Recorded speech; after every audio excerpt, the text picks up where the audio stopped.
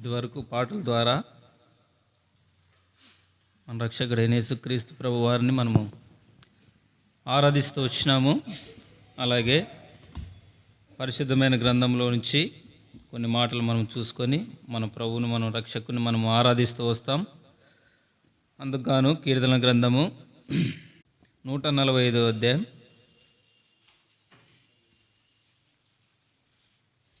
కీర్తనల గ్రంథము 145వ అధ్యాయం 8-9 వచనాలు ఈ వాక్య భాగంలో స్పష్టంగా మనము కలిసి చదువుకుంటూ వస్తామండి. రండి. యెహోవా దయాదాక్ష్యములు గలవాడు, ఆయన దీర్ఘశాంతుడు, కృపాశయము గలవాడు. యెహోవా అందరికీ ఉపకారి, ఆయన కనికరములు ఆయన సమస్త కార్యముల మీద ఉన్నవి. రెండో భాగముగాను యోహాను సువార్త 4వ అధ్యాయం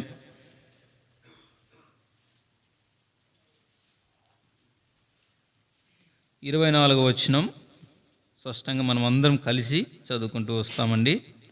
దేవుడు ఆత్మ గనుక ఆయన ఆరాధించువారు ఆత్మతోనూ సత్యముతోనూ ఆరాధింపవలెను.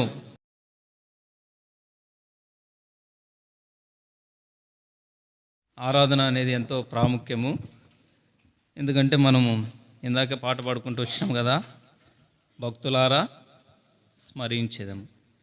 కాబట్టి దేవుని ప్రేమ ఎరిగిన మనము, దేవుని చేత ఎన్నో మేలులు పొందుతూ వచ్చిన మనము, ఎంతో విలువైన గొప్ప రక్షణ భాగ్యం పొందుతూ వచ్చిన మనము, మరి ఆయన నామానికి తగిన మహిమను చెల్లించవలసిన వారమే మనం ఉన్నాం. ఇక్కడ కీర్తనకారుడు జ్ఞాపం చేస్తున్నాడు.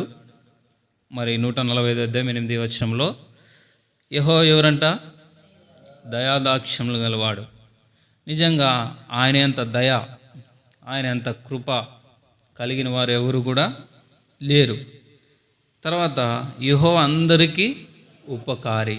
అందరికీ ఆయన పిలుపు అనేది అందరికీ అంతతో వచ్చింది.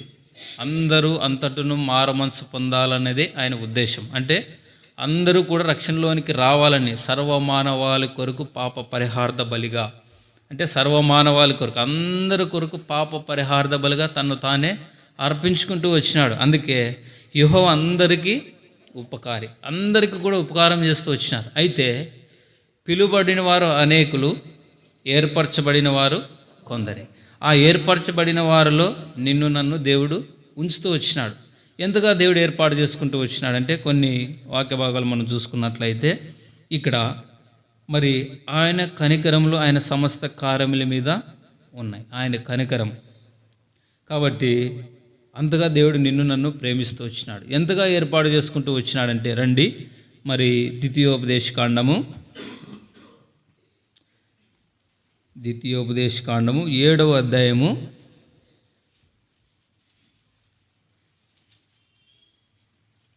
6వ వచనం. నీవు నీ దేవుడనే యెహోవాకు ప్రతిష్ఠిత జనము. నీ దేవుడనే యెహోవా భూమి మీద ఉన్న సమస్త జనముల కంటే నిన్ను ఎక్కువగా ఎంచి నిన్ను తనకు స్వకీయ జనముగా ఏర్పరచుకొనేను. మీరు సర్వజనముల కంటే విస్తార జనమని యెహోవా మిమ్మల్ని ప్రేమించి మిమ్మల్ని ఏర్పరచుకొనలేదు. సమస్త జనముల కంటే మీరు లెక్కకు తక్కువే కదా. ఇక్కడ ఈ మాటలు దేవుడు ఎంతగానో ఇశ్రాయేలు ప్రజలను జ్ఞాపకం చేసుకొని, ఐగుప్తు దాసత్వంలో ఉన్నప్పుడు నా ప్రజలను విడిపించాలని దేవుడు ఉద్దేశం కలిగి మోషేను మరి నాయకునిగా ఉంచి ఐగుప్తు దాసత్వం నుంచి విడిపించి, మరి వారు ఎంతగానో ఎర్ర సముద్రముని దేవుడు 2 పాయలుగా చేసి ఆరని నీళ్ళ మీద వారిని నడిపించి అరణ్యంలో నడిపిస్తూ వచ్చి చివరకు కానాను మరి దేశంలోనికి అడుగు పెట్టే సమయంలో ఇక్కడ మోషే ఇశ్రాయేలు ప్రజలకి మాటలు చెప్తూ ఉన్నాడు. అక్కడ మోషేకి అక్కడ వెళ్ళటానికి వీలు పడదు, అంటే దేవుడు ఆజ్ఞ ఇవ్వలేదు. అక్కడ యోర్దాను నది వరకు దగ్గరకు వచ్చి అక్కడ ఈ మాటలు చెప్తూ ఉన్నాడు దేవుని ప్రజలైన వారు. ఎందుకంటే మోషే నేను మీ దగ్గర ఉండును కాబట్టి మీరు కానానులోనికి ప్రవేశించిన తర్వాత ఈ రీతిగా ఉండాలి అని ఈ మాటలు అక్కడ జ్ఞాపం చేస్తున్నాడు. ఏమని? నీవు నీ దేవుడిని యెహోవాకు ప్రతిష్ఠ జనము, నీ దేవుడిని యెహోవా భూమి మీద ఉన్న సమస్త జనముల కంటే ఎక్కువగా ఎంచి నిన్ను తనకు స్వకీయ జనముగా ఉండాలని ఏర్పాటు చేసుకున్నాడు. తర్వాత సమస్త జనముల కంటే లెక్కకు మీరు తక్కువే. సమస్త జనముల కంటే లెక్కకు తక్కువైన మిమ్మల్ని దేవుడు ప్రేమించినాడు, ఇంతగా జ్ఞాపకం చేసుకున్నాడు, ఇట్లా రక్షించుకున్నాడు, సమస్త జనముల కంటే లెక్కకు ఎక్కువగా చేసినాడు. కాబట్టి తనకు స్వకీయ జనముగా ఉండటానికి దేవుడు మిమ్మల్ని ఏర్పాటు చేసుకున్నాడు. ఆ మాటలన్నీ దేవుని ప్రజలైన వారికి, ఇశ్రాయేలు ప్రజలకు ఇక్కడ మోషే చెబుతున్నాడు. కాబట్టి సమస్త జనముల కంటే లెక్కకు తక్కువైన నిన్ను నన్ను దేవుడు ప్రేమించి సమస్త జనముల కంటే లెక్కకు ఎక్కువగా చేసినాడు. తర్వాత తనకు స్వకీయ జనముగా ఏర్పరచుకున్నాడు. తనకు స్వకీయ జనముగా ఉండాలని దేవుడు ఏం చేసినాడు? ఏర్పరచుకున్నాడు. మొట్టమొదటిగా అంటే తనకు స్వకీయ జనముగా ఉండాలని దేవుడు నిన్ను నన్ను ఏర్పాటు చేసుకుంటూ వచ్చినాడు. నిజంగా ఆయన ఏర్పాటు చేసుకుంటూ వచ్చినాడంటే ఆయన ఏర్పాట్లో మనం ఉన్నాం కనుకనే దేవునింట్లో ఈ రీతిగా ఆయన పరిశుద్ధ ఆలయంలో ఆయన నామానికి తగిన మహిమను చెల్లించాలి, ఆయన కృతజ్ఞతాస్తుతులు అర్పించాలని మనం ఇక్కడ వచ్చినాం. పిలువబడిన వారు అనేకులు, కానీ అందరు లేరు ఇక్కడ.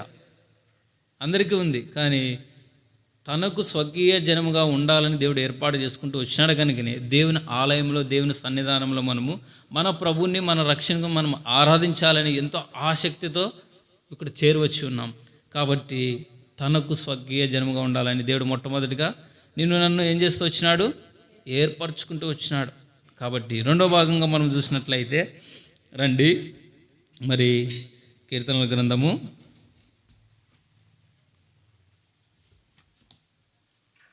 135వ అధ్యాయం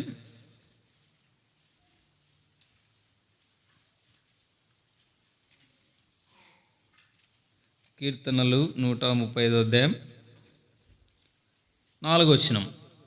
యెహోవా తన కొరకు యాకోబును ఏర్పరచుకొనెను, తనకు స్వకీయ ధనముగా ఇశ్రాయేలును ఏర్పరచు. అంటే ఇక్కడ ఏమంటున్నాడు? యెహోవా తన కొరకు యాకోబును తన కొరకు.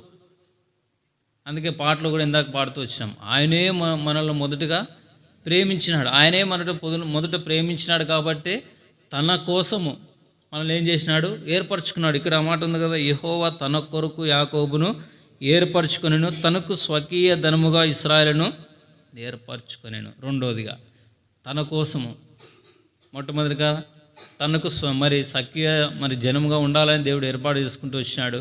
రెండవదిగా మనం చూసుకున్నట్లయితే తన కొరకు యాకోబును ఏర్పరచుకొనెను. యాకోబుని ఇశ్రాయేలుగా మారుస్తూ వచ్చిన దేవుడు నిజంగా ఆయన ఏర్పాటు ఎంతగా మనల్ని ఏర్పాటు చేసుకుంటూ వచ్చినాడు, ఆయన ప్రేమ ఎంతగా వెల్లడిపరుస్తూ వచ్చినాడు.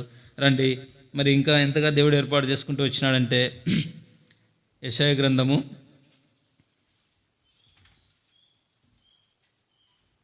8వ గ్రంథకర్త ఇక్కడ అంటున్నాడు, 41వ అధ్యాయము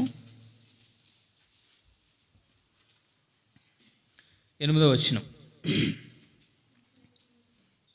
చదవండి మా.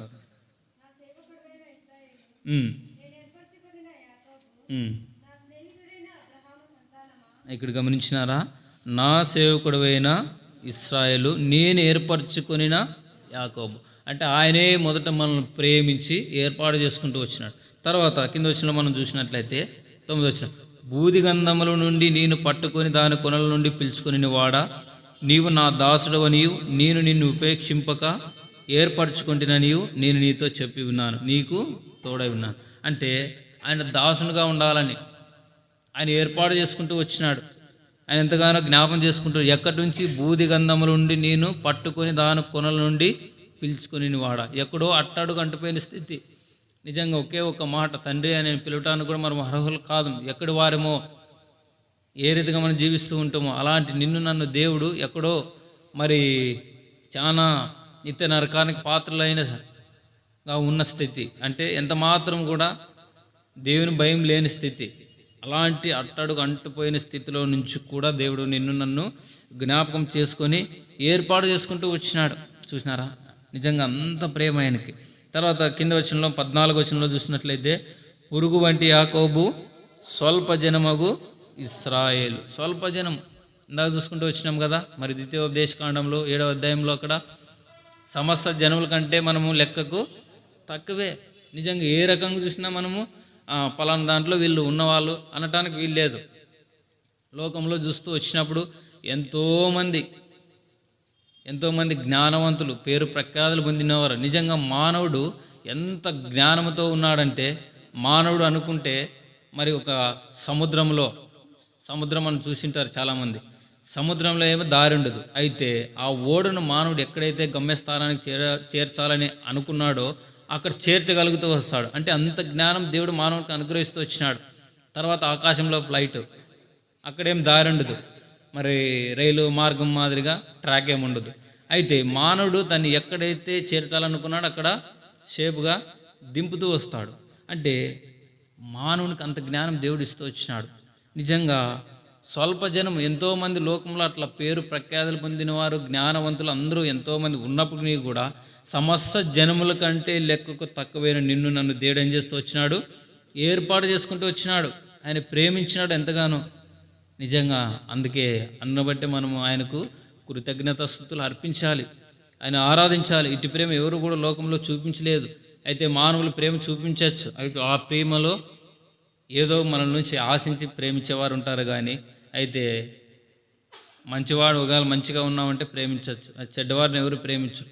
అయితే దేవుడు ఎంతగానో నిన్ను నన్ను ప్రేమిస్తూ వచ్చినాడు, ఏర్పాటు చేసుకుంటూ వచ్చినాడు. సమస్త జనముల కంటే ఇక్కడ ఉంది కదా ఏమన్నది, పురుగు వంటి యాకోబు స్వల్ప జనమగు ఇశ్రాయేలు. చూసినారా? కానీ ప్రభు అంతగా దేవుడు ఏర్పాటు చేసుకుంటూ వచ్చినాడు, జ్ఞాపం చేసుకున్నాడు. అలాగే రండి ఇంకొన్ని మాటలు ఇక్కడ యెషయా గ్రంథం 42వ అధ్యాయంలో 1వ వచనం, ఇదిగో నేను ఆదుకొను నా సేవకుడు, నేను ఏర్పరచుకుని వాడు నా ప్రాణమునకు. చూసినారా?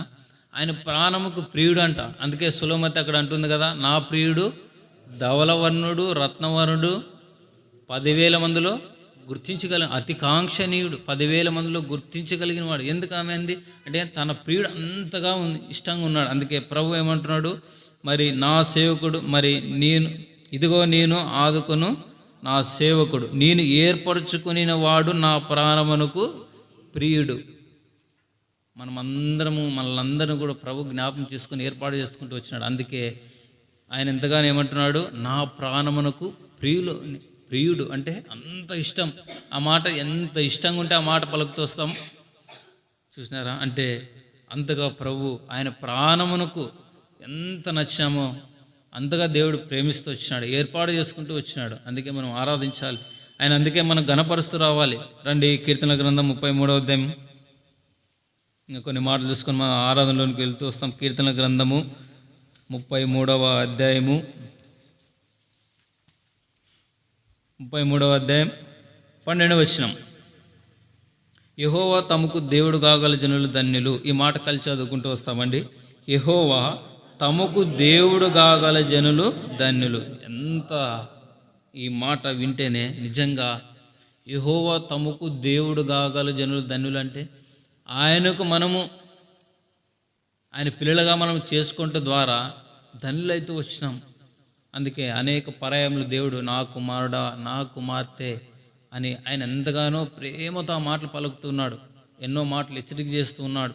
కాబట్టి ఇక్కడ కింద వచ్చిన మరి 2వ భాగంలో చూసినట్లయితే ఆయన తనకు స్వాస్థ్యముగా ఏర్పరచుకుని జనులు, ఆయనకు స్వాస్థ్యముగా, ఆయన కుమారుని యొక్క స్వాస్థ్యములో నేను ఉండాలని దేవుడు, మనమందరం ఉండాలని దేవుడు ఏర్పాటు చేసుకుంటూ వచ్చినాడు, ఏర్పరచుకుంటూ వచ్చినాడు. ఇక్కడ ఉంది స్పష్టంగా, ఆయన తనకు స్వాస్థ్యముగా ఏర్పరచుకుని జనులు ధన్యులు.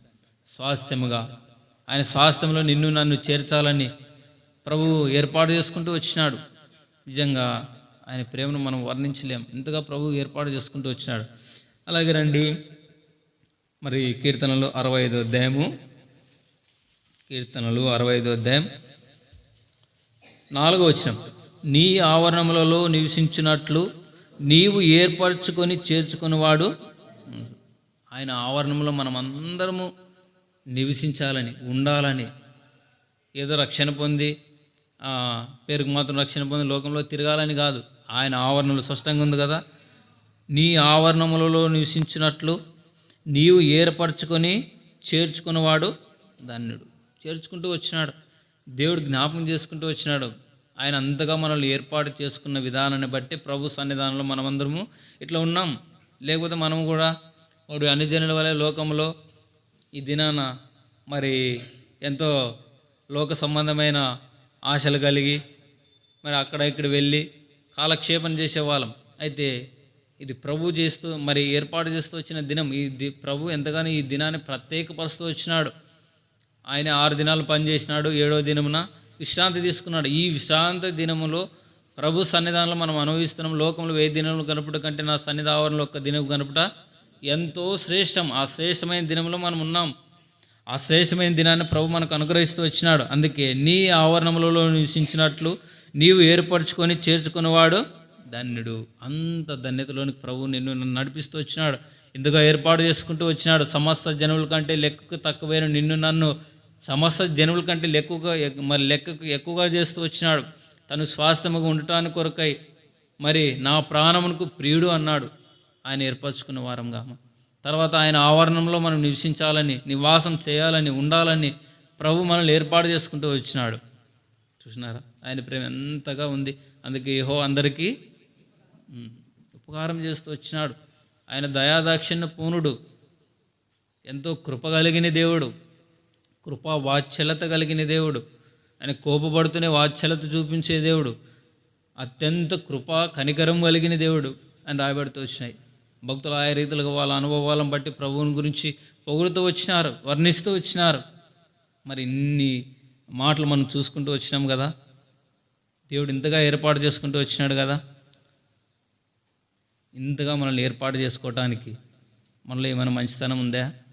ఒక్కసారి మన స్థితిగతులు మనం చూసినట్లయితే రండి, రోమిలు రాసిన పత్రిక అనేక పర్యాయములు ఈ మాటలు మనము ధ్యానిస్తూ ఉంటాం. 3వ అధ్యాయంలో ఇక్కడ గమనించినట్లయితే 11వ వచనంలో ఏమనుంది? చదవండమ్మా. నీతిమంతుడు లేడు, ఒక్కడును లేడు, గ్రహించువాడు లేడు, దేవుని వెతుకువాడు ఎవడును లేడు. చూసినారా, దేవుని వెతికిన వారం కాదు మనం. మన పితరులు ఏదైతే చేస్తూ వచ్చినారో, మన పితరులు ఆచార ప్రకారం వాళ్ళు ఏదైతే చేసినారో గుడ్డిగా నమ్మి మనం కూడా ఆ రీతిగా చేస్తూ వచ్చిన వారం. దేవుని వెతికిన వారం కాదు. ఎవరు నిజమైన దేవుడు, మనిషిని ప్రేమించిన దేవుడు ఎవరు అని వీటన్నిటిని విషయం మనం ఆలోచన చేసిన వారం కాదు. అందుకే నీతిమంతుడు లేడు, ఒక్కడును లేడు, దేవుని వెతికేవారు లేరు. తర్వాత ఏమనుంది? అందరూ త్రోవ తప్పి ఏకముగా త్రోవ తప్పపోయిన స్థితి. తర్వాత వారి గొంతుకు తెరిచిన సమాధి తమ నాలుకలతో మరి మోసం చేదురు. తర్వాత వారి పెదవుల కింద సర్ప విషం ఉన్నది. ఈ మాట చదువుతూ వచ్చినప్పుడు వారి పెదవుల కింద సర్ప విషం ఉందంటే నిజంగా మానవుని మాటలు ఎట్లుంటాయంటే, మరి ఇక్కడ మాటల గురించి దేవుడు అక్కడ యాకోబు రాసిన పత్రికలో అక్కడ రాస్తూ వచ్చినాడు. నిజంగా మనం మాట్లాడే మాట, ఆ నాలుక మాట్లాడిన మాటను బట్టి మన శరీరం అంతటి కూడా మాలిన్యం కలిగజేసి మరి ఎంతో దైవ కృపను కోల్పోతూ వచ్చినాం. దేవుని వెతికిన వారం కాదు. అంటే మానవుని పెదవుల కింద ఏముందంట? సర్ప విషం. మానవుడు తనకు ఇష్టం వచ్చినట్లుగా వ్యర్థమైన మాటలు, పనికిరాని మాటలు మాట్లాడి తనకు తానే అపవిత్రపరచబడుతూ వచ్చినాడు. అంటే మానవ జీవితం ఆ రీతిగా ఉంది. నేను మంచివాడినని అనుకునేదానికి లేదు. అందుకే నీతిమంతుడు లేడు, ఒక్కడును లేడు అని ఎందుకు రాయబడుతూ వచ్చింది? మనం ఏదో ఒక ఇది అని అనటానికి ఇక్కడ లేదు. మానవుని నీతి క్రియలన్నీ అంతే అనుకున్నచ్చు, నేను నీతిగా ఉన్నాను, తర్వాత నీతి క్రియలు చేస్తున్నానని. అయితే దేవుని దృష్టి అవి మురికి పేలికల వంటివి. అందుకే ఇక్కడ ఏమంటున్నాడు? వారి పెదవుల కింద ఏముందంట? సర్ప విషయం. అంటే ఎంత పవర్ఫుల్గా ఉంటుందంటే, మరి కత్తిపోటు వంటి మాటలు కలరు అని. అంటే వారు మాట్లాడే మాటలు ఎదుటి వారికి ఎంతో నొప్పించి మరి ఆ మాటల ద్వారా ఎంతోమంది ప్రాణాలు కోల్పోతూ వచ్చినారు. నిజంగా అంటే ఆ మాటలు సర్ప విషయం. ఒకవేళ మరి మనకు హాని చేసేది ఒక సర్పం కాటేసినా తిరిగి బతకడానికి అవకాశం ఉంటుందేమో అని కొంతమంది మాట్లాడే మాటలు ఆ రీతిగా ఉంటాయి. అందుకే ప్రభు అంటున్నాడు, నీతిమంతుడు లేడు, ఒక్కను లేడు, దేవుని వెతికిన వారు లేరు, వారి పెదవుల కింద సర్ప విషయం ఉందంటే మానవుని స్థితిగతులు ఆ రీతిగా ఉన్నాయి, మానవుడు ఆ రీతిగా ఉన్నాయి, మానవుని గుణగణాలు. అయితే ఇలాంటి స్థితిలో ఉన్న నిన్ను నన్ను కూడా దేవుడు ప్రేమించడానికి ఇష్టపడుతూ వచ్చినాడు. ఆయన ఏర్పాటు చేసుకుంటూ వచ్చినాడు సర్వ మానవాళి కొరకు. ఆయనే నీవు నేను పొందవలసిన పాప శిక్షణంతా కూడా ఆయన మనకు బదులుగా పొందుతూ వచ్చినాడు. నిజంగా ఆయన ఏర్పాటు ఎంతగా చేసుకుంటూ వచ్చినాడు. ఇందాక చూసుకుంటూ వచ్చినాం కదా, తనకు స్వకీయ జన్మగా ఉండటానికి, తన ఆవరణంలో నివాసం చేయాలని మరి ఆయన ఏర్పాటు చేసుకుంటూ వచ్చినప్పుడు ఏమన్నాడు? నా ప్రాణమునకు ప్రియులు. ఎంతగా ప్రేమిస్తూ వచ్చినాడు ప్రభు. ఆయనే మొదట మనల్ని ప్రేమించినాడు. అంతగా ప్రభు జ్ఞాపం చేసుకుంటూ అందుకే అందును బట్టి మనం ప్రభును ఆరాధించవలసిన వారమై ఉన్నాం, ఆయన ఘనపరచవలసిన వారమై ఉన్నాం. అలాగే రండి ఇంకొన్ని మాటలు చూసుకొని ఆరాధనలోనికి వెళ్తూ వస్తాం. ఒకసారి మన స్థితిగతులు ఇంకోసారి గమనించినట్లయితే మరి మొదటి కొరింథీయులకు రాసిన పత్రిక మొదటి అధ్యాయము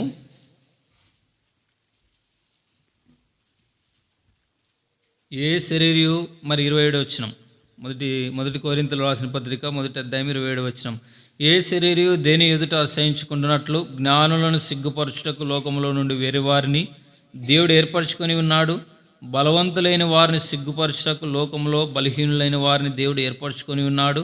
ఎన్నికైన వారిని వ్యర్థం చేయుటకు లోకంలో నీచులైన వారిని, తృణీకరింపబడిన వారిని, ఎన్నిక లేని వారిని దేవుడు ఏర్పరచుకొని, చూసినారా ఆయన ఏర్పాటును ఒకసారి జ్ఞాపం చేసుకుంటే ఏ శరీరము దేని ఎదుట అసహించుకుంటున్నట్లు జ్ఞానాలను సిగ్గుపరుస్తూ వచ్చినాడు. తర్వాత జ్ఞానవంతులు, తర్వాత బలమైన వారు. చూసినారా, ఇందాక చెప్పుకుంటూ వచ్చినాం కదా ఎలాంటి జ్ఞానవంతులు ఉన్నారు. ఎంతోమంది సైంటిస్టులు చంద్రమండలంలో కూడా అక్కడ ప్లాట్లు వేస్తున్నారంట. అంటే ఎంత జ్ఞానం మానవునికి. అంటే ఇంత జ్ఞానవంతులు ఉన్నప్పుడు కూడా ప్రభు జ్ఞానవంతులను సిగ్గుపరచుటకు మరి ఎలాంటి వారిని, వెర్రివారిని. నిజంగా మనం వెర్రివారం. అయితే ప్రభు పరలోకపు మర్మలు దేవుడు బయలుపరిచి ఇంత గొప్ప రక్షణ భాగం నీకు నాకు దొరకటానికి ఆయన కృప చూపిస్తూ వచ్చినాడు, జ్ఞాపం చేసుకున్నాడు, ఏర్పాటు చేసుకున్నాడు. చూసినారా. తర్వాత ఇక్కడ కింద వచనంలో మనం చూసుకున్నట్లయితే మరి ఇక 3 మాటలు ఏదో ఒక మాటలో మనం ఉంటాం. నీచులైన వారిని, తృణీకరింపబడిన వారిని, ఎన్నిక లేని వారిని, వీరందరినీ ప్రభు ఏం చేసినాడు, ఏర్పాటు చేసుకున్నాడు. అందుకే ఇక్కడ ఒక మాట ఉంది కదా మరి 30 వచనంలో, అయితే ఆయన మూలముగా మీరు క్రీస్తు యేసునందున్నారు. ప్రభువుని బట్టి, ప్రభు మూలముగా మనం ఇక్కడ ఏమున్నాం, క్రీస్తు యేసునందు, క్రీస్తులో మనం ఉన్నాం. చూసినారు, ఆయన మూలముగా. లేకపోతే మనం ఎక్కడి వారమో, ఆయన ప్రేమ ఎరిగి ఉండేవారం కాదు. అందరితో పాటు లోకంలో మనం కూడా కలిసిపోయేవారం. అయితే ప్రభు ఏర్పాటులో నీవు నేను ఉన్నాము కనుక ప్రభు మనల్ని జ్ఞాపకం చేసుకొని తనకు స్వకీయ జన్మగా ఉండటానికి దేవుడు ఏర్పాటు చేసుకుంటూ వచ్చినాడు. చూసినారా, ఆయన ఏర్పాటు చేసుకున్న విధానం మనం చూస్తూ వచ్చినప్పుడు స్పష్టంగా అక్కడ దేవుడు రాయిస్తూ వచ్చినాడు ఈ మాటలు. తృణీకరించబడిన వారం, ఎన్నిక లేని వారం, బలహీనం. చూసినారా, అలాంటి స్థితిలో ఉన్న నిన్ను నన్ను దేవుడు ఇంతగా ప్రేమించినాడు. నిజంగా ఆయన ప్రేమను మనం వర్ణించలేము, రకరకాలుగా చెప్పుకోవచ్చు. అయితే ఆరాధన వర్తమానంలో ప్రభుని ప్రతిసారి ఆయన గొప్పతనం గూర్చి, ఆయన శిలువ త్యాగం గురించి, ఆయన చూపించిన ప్రేమను గురించి, తర్వాత మనం ఏ స్థితిలో ఉన్నాం, వీటన్నిటిని ప్రతి దినము జ్ఞాపకం చేసుకున్నా తక్కువే. తెలిసిన మాటలే కదా అని మనం అనుకోవడానికి లేదు. ఆయన ప్రాణ క్రయధనం తీరక అట్లుండవలసిందే, అంతే. మనం ఎవరు తీర్చలేం. ప్రభువును మనము ఆయన చేసిన మేలును తలబోసుకుంటూనే ఉండాలి, జ్ఞాపకం చేసుకుంటూనే ఉండాలి. ప్రభు వచ్చేంత వరకు, లేక మనం ఈ లోకయాత్ర ముగించేంత వరకు ప్రభు ఇంతగా నా పట్ల ఎన్ని మేలు చేస్తూ వచ్చినాడా, ఇంతగా జ్ఞాపం చేసుకుంటూ ఏర్పాటు చేసుకుంటూ వచ్చినాడని మనం జ్ఞాపం చేసుకుంటూనే ఉండాలి. తర్వాత ఆయన చేసిన మేలును ఉపకారాలను బట్టి ఆయన ఆరాధిస్తూనే ఉండాలి. ఎంత జరుగుతూనే ఉండాలి. అందుకే ఇక్కడన్నగా మరి నీచులైన వారిని, తృణీకరింపబడిన వారిని, ఎన్నిక లేని వారి దేవుడు ఏర్పరచుకొని ఉన్నాడు. అయితే ఆయన మూలముగా మీరు క్రీస్తు యేసునందున్న, ఆయన మూలముగా, ఆయన ద్వారానే. చూసినారా, అంతగా దేవుడు ప్రేమిస్తూ వచ్చినాడు. ఆయనే మొదట మనల్ని ప్రేమించాను కనుక మనము దేవుని ప్రేమిస్తున్నాం. లేకపోతే మన పెదవుల కింద ఏముంది, సర్ప విషం. దేవుని వెతికిన వారం కాదు. నీతిమంతుడు లేడు, ఒక్కడు లేడంటే ఏ నీతి మనలో లేదు. యెషయా మరి అక్కడ మొదటి అధ్యాయంలో అక్కడ ఉంది. అరికాలు మొదలుకొని తల వరకు స్వస్థ, కొంచెమైన ఎక్కడ ఒక మూలలో కూడా ఒక చిన్న ఒక అనువంతు కూడా మంచితనం లేనే లేదు. అలాంటి నిన్ను నన్ను దేవుడు ప్రేమించి ఆయన రక్షించుకుంటూ వచ్చినాడు, ఏర్పాటు చేసుకుంటూ వచ్చినాడు, ఏర్పరచబడిన గుంపులో ఉంచుతూ వచ్చినాడు. యెహోవా తమకు దేవుడు కాగల జనులు ధన్యులు. ఇంత ధన్యులమైతూ వచ్చినాం, ఇంత గొప్ప భాగ్యం దొరుకుతూ వచ్చి ఎంతోమందికి లేదు ఇది. వాళ్ళు అనుకోవచ్చు ఈ లోకంలో బాగా ఆస్తి పాస్తులు, తర్వాత మంచి పేరు ప్రఖ్యాతులు కలిగి ఉన్నామని. అదంతా ఈ లోక సంబంధమైన ఒకనొక సమయం వచ్చిన తర్వాత అదంతా గతించిపోతుంది. అయితే ప్రభులో ఉన్న నీకు నాకు దేవుడు ఎన్నో మనం అక్కడ పరలోక రాజ్యంలో ఆయన స్వాస్థ్యాన్ని మనకి ఇవ్వటానికి ఉన్నాడు. ఆయన స్వాస్థ్యం ఉండటానికి మనల్ని ఏర్పాటు చేసుకుంటూ వచ్చినాడు. మనం ఎవరంటే ఈ లోకంలో మనకు తెలిసిన మాటే, యాత్రికులుగా వచ్చినాం.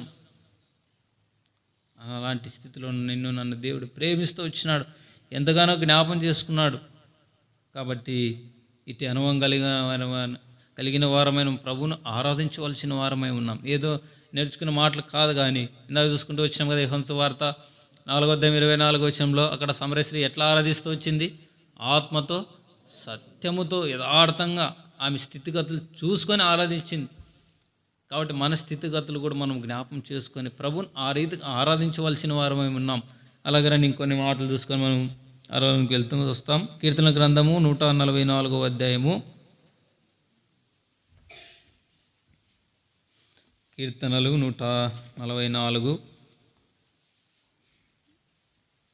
ఇక్కడ ఒక మాట ఉంది, యెహోవా నీవు నరులను లక్ష్యపెట్టు పెట్టుటకు వారు ఏపాటి వారు, నీవు వారిని ఎన్నిక చేయుటకు మనుషులు ఏపాటి వారు. నరులు ఒట్టి ఊపిరిని పోలి ఉన్నారు, వారి దినములు దాటిపోవు నీడవలే. ఇక్కడ దావీదు అంటున్నాడు, దావీదు యాత్రా కీర్తన అంటే తన జీవిస్తూ వచ్చిన జీవితంలో ఎన్నో శ్రమలు అన్నీ అనుభవిస్తూ ఆయన అంటున్నాడు ఇక్కడ మనుషుని. ఆ తర్వాత కీర్తన గ్రంథం 8వ అధ్యాయంలో కూడా ఆ మాటలు ఉన్నాయి. మనిషిని జ్ఞాపం చేసుకుంటకు వాడు ఏ పాటివాడు, నరపుతు నీవు దర్శించుటకు వాడు ఏ పాటివాడు, దేవుని కంటే కొంచెం తక్కువగానిగా చేసి ఉన్నామని అక్కడ ఆ మాటలు చెప్తున్నాడు. ఇక్కడ కూడా అంటున్నాడు, యెహోవా నీవు నరులను లక్ష్య పెట్టుటకు వారు ఏ పాటివారు. మన స్థితిగతులు ఎట్లున్నాయంట? నరులు వట్టి ఊపిరిని పోలి ఉన్నారు. వట్టి ఊపిరి ఏ సమయంలో ఏమవుతుందో తెలీదు. నీటి మీద బుడగ వంటిది మన ప్రాణం. ఆ బుడగ ఎంతసేపు ఉంటుంది? గాలి వీచినప్పుడు అది టప్పని పగిలిపోయినట్లే మన ప్రాణం. ఇప్పుడున్నాడు కదా అంటే అవును, ఆ సమయం వచ్చిన తర్వాత అంతే. అందుకే విసిరి వెళ్ళిన గాలి తిరిగి రానట్టుగా మానవ జీవితం ఉంది. ఇలాంటి స్థితిలో నన్ను కూడా దేవుడు ఏం చేస్తూ వచ్చినాడు? దేవుడు ప్రేమిస్తూ వచ్చినాడు, ఏర్పాటు చేసుకుంటూ వచ్చినాడు, ఎంతగానో జ్ఞాపం చేసుకుంటూ వచ్చినాడు. అందుకే మనం ఆయనను ఆరాధించవలసిన వారమై ఉన్నాం. రండి ఇంకో మాట చూసుకొని మన ఆరాధనలోనికి వెళ్తూ వస్తాం. తెస్సలోనికి రాసిన పత్రిక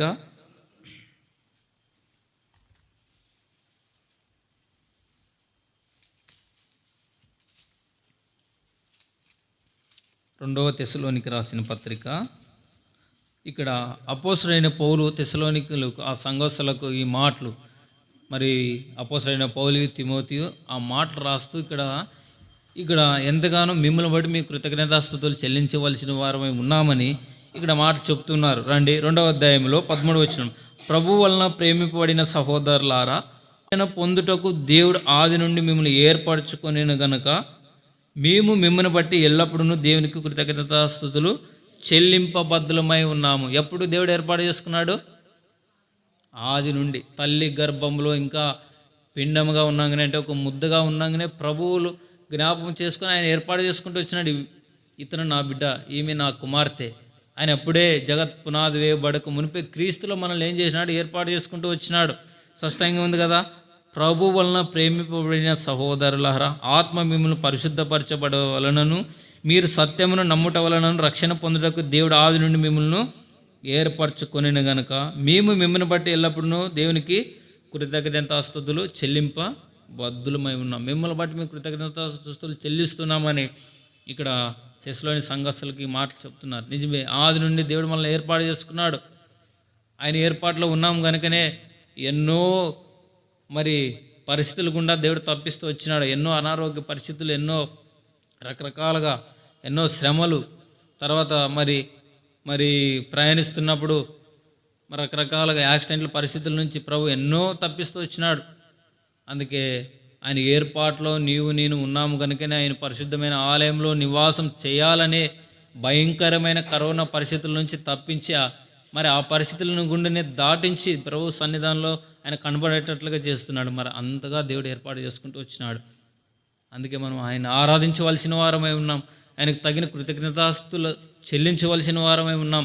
ఇది ఎవరో చెప్తే వచ్చేది కాదు. నిజమే ప్రభా, మనకు మనమే ఆత్మతో సత్యంతో ప్రభు నిజమే ప్రభా, ఎక్కడో నీ ప్రేమకు దురస్తుడు, మంచితనం లేదు, తృణీకరించబడిన వాడిని, నీచుడని, ఎన్నిక లేని వాడిని, ఇలాంటి నన్ను ప్రేమించినావు, జ్ఞాపం చేసుకున్న యెహోవా తమకు దేవుడు కాగల జనులు ధన్యులు అన్నట్లుగా ఈ ధన్యతలోనికి నడిపించినావని కొన్ని మాటలు 2 మాటలు క్లుప్తంగా మనం ఆరాధించడం ద్వారా ప్రభు ఎంతగానో సంతోషిస్తూ వస్తాడు.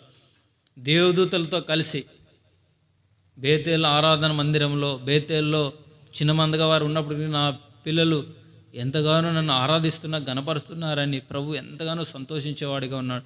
అందుకే మనం ఆ రీతిగా ప్రభుని ఆరాధించడం ద్వారా అది ఎవరు ఇవ్వలేని ఆనందం మనకు కలుగుతుంది. ఎంతో నీకు తెచ్చిచ్చిన ఆనందం రాదు, అది మాటల్లో చెప్పలేము. ఎంతో మనసు తేలికైతే ఎంతో నెమ్మది అనిపిస్తుంది. ఇంకేదో ఒక సాధించామన్నట్టుగా అంత ఆయన ఆత్మచేత నింపబడుతూ వస్తామంటే అంతగా ప్రభు సన్నిధానములో మనం ఉండి ఆరాధిస్తూ వచ్చినప్పుడు దేవునికి మహిమ కలుగుతుంది. మనం ఎంతగానో ఆశీర్వింపబడుతూ వస్తాం, ఎంతగానో నెమ్మది పొందుతూ వస్తాం. ఇది ఒక ఆ రీతిగా చేయాల్సింది. అందుకే ఇక్కడ ఏమంటున్నాడు, మిమ్మును బట్టి ఎల్లప్పుడూ దేవునికి కృతజ్ఞతాస్తుతులు చెల్లింప బాధ్యులమై ఉన్నాం. అది క్రమం, ఆ రీతిగా చేయాల్సింది. ఆయన నామానికి తగిన మహిమను చెల్లించాల్సిందే. అందుకే దావీదు ఒక చోట అంటున్నాడు, ఎల్లప్పుడూ కూడా ఆయన స్తుతిస్తూ ఉన్నాడు. ఉదయం మధ్యాహ్నం సాయంత్రం ప్రతిదినము ఆయన స్తుతిస్తూ ఉన్నాడు, గణపరుస్తున్నాడు తన ప్రాణముతో. కాబట్టి మనం కూడా ఆ రీతిగా ఆరాధించవలసిన వారమే ఉన్నారు. రండి చివరిగా ఒక మాట కీర్తన గ్రంథం 145వ అధ్యాయము 6లోనికి వెళ్తూ వస్తాం. 145వ అధ్యాయము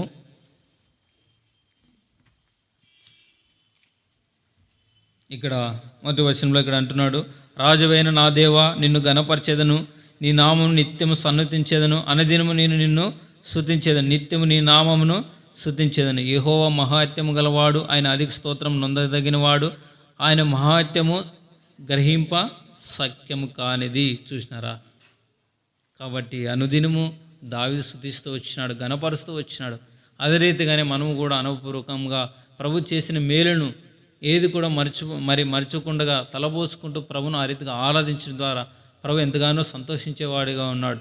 ఆయన ఇంతగా మనల్ని ఏర్పాటు చేసుకుంటూ వచ్చినాడు. యెహోవా తమకు దేవుడు కాగల జనులు ధన్యులు అన్నట్లుగా ఇంత ధన్యులలోనికి ప్రభు నడిపిస్తూ వచ్చినాడు. కాబట్టి మనము ఆ రీతిగా వాక్యానుసారంగా మనం ప్రభుని మన రక్షకుని మనము ఆరాధిస్తూ వస్తాం. దేవుడి మాటలు దీవించినాడు.